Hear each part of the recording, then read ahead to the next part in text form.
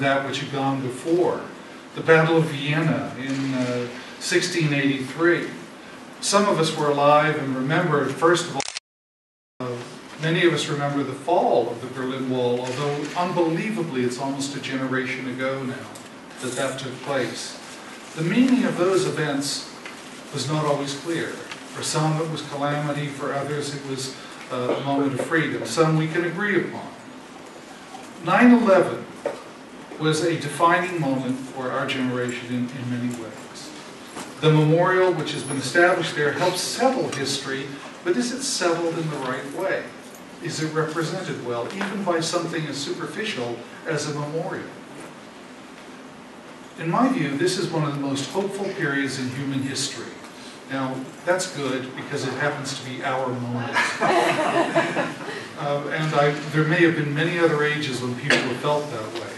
But never have we had the capacity to address the problems which we as a species face and we as civilization face as now.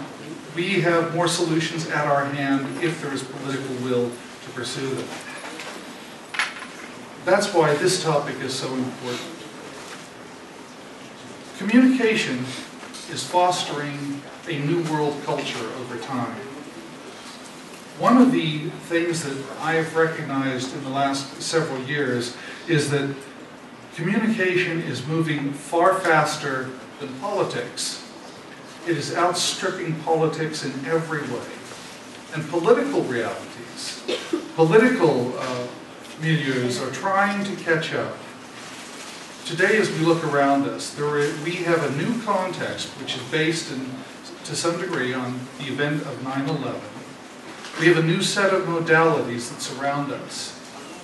And it is against this context of changing modalities that we now look at that event from this perspective and try to define its importance for us in the future. So with that, as a word of welcome and thank you for coming, I'll turn it over to Professor Chris Ferrero, who is leading the first panel. Thank you.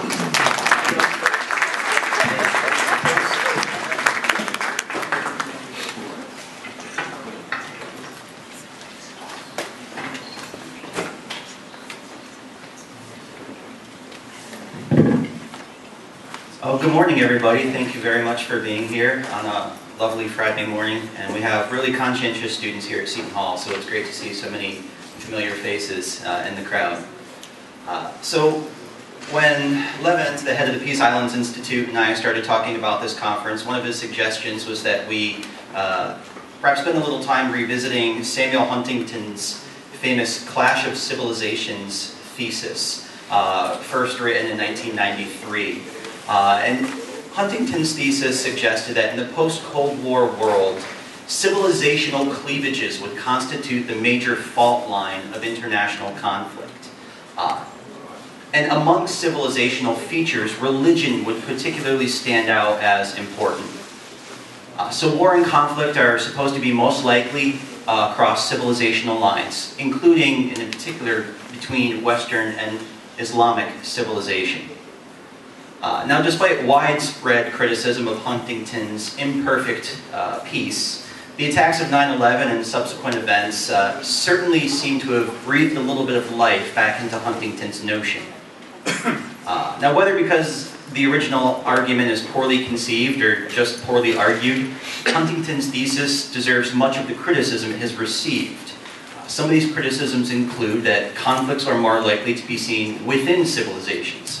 I personally find this to be a very salient criticism, and it seems to be particularly relevant to Islam. Well, even Western civilization has experienced internal conflict for much of the last millennium, up through World War II.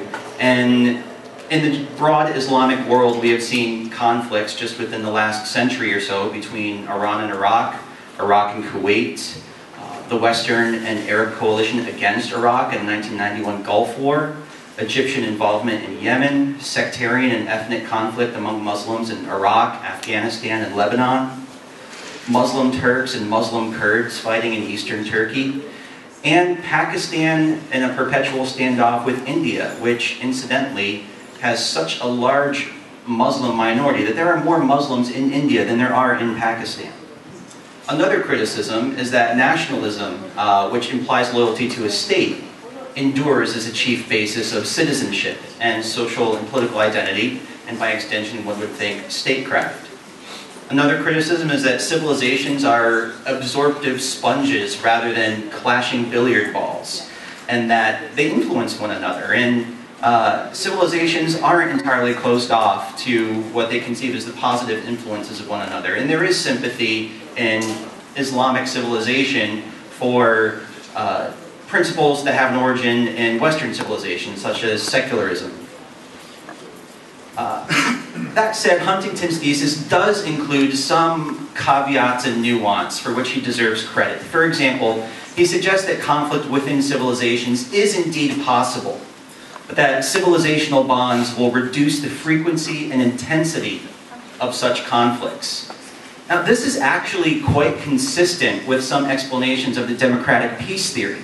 It's an observed, agreed fact that democracies do not fight with one another.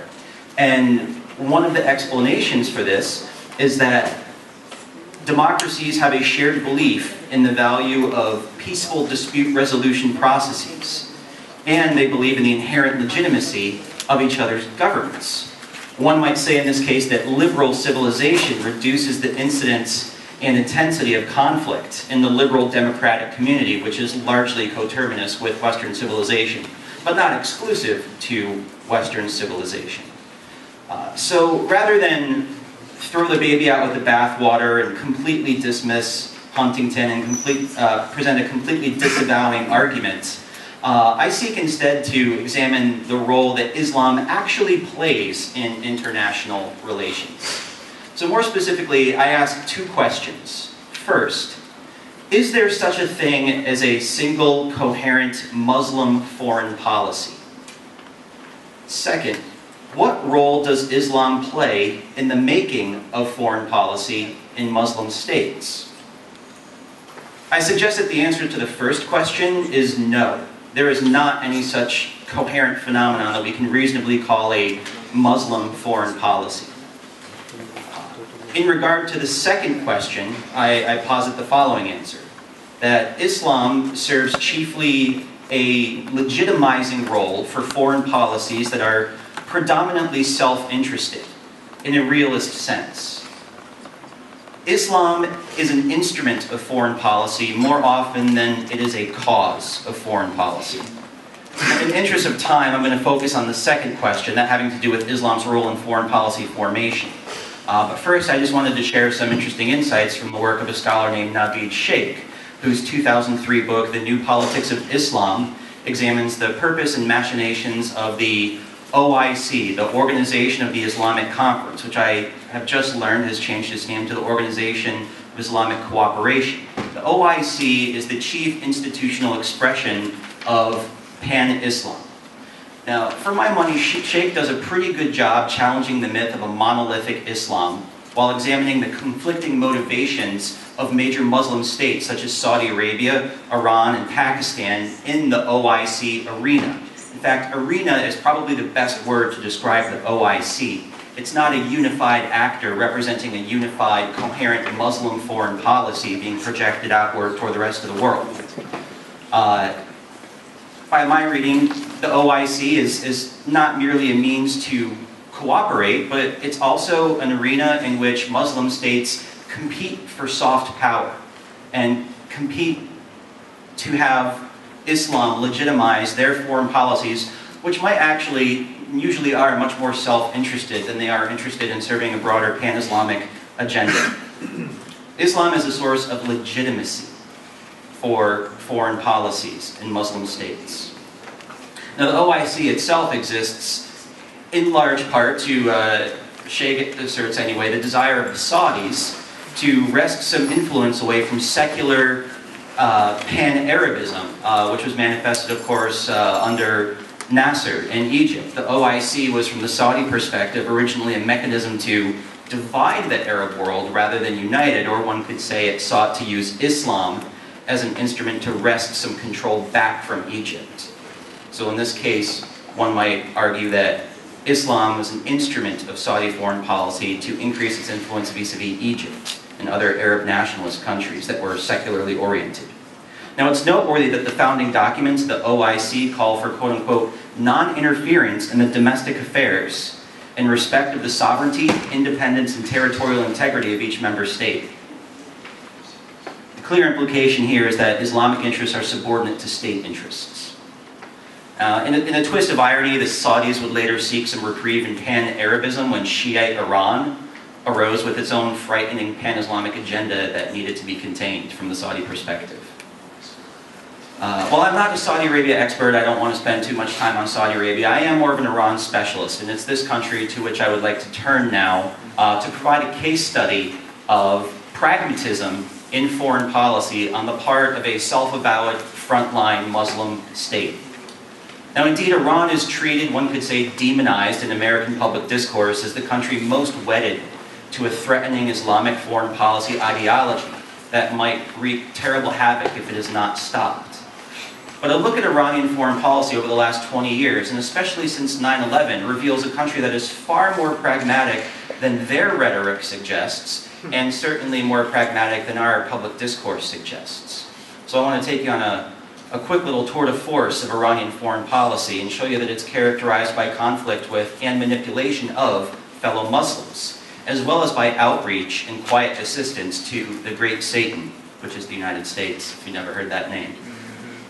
So in Iraq, despite the shared bond of Shiism, Iran and Iraq have been rivals throughout much of their history. Most recently, this was manifested in the 1980 to 88 Iran-Iraq War, which cost over 1 million lives.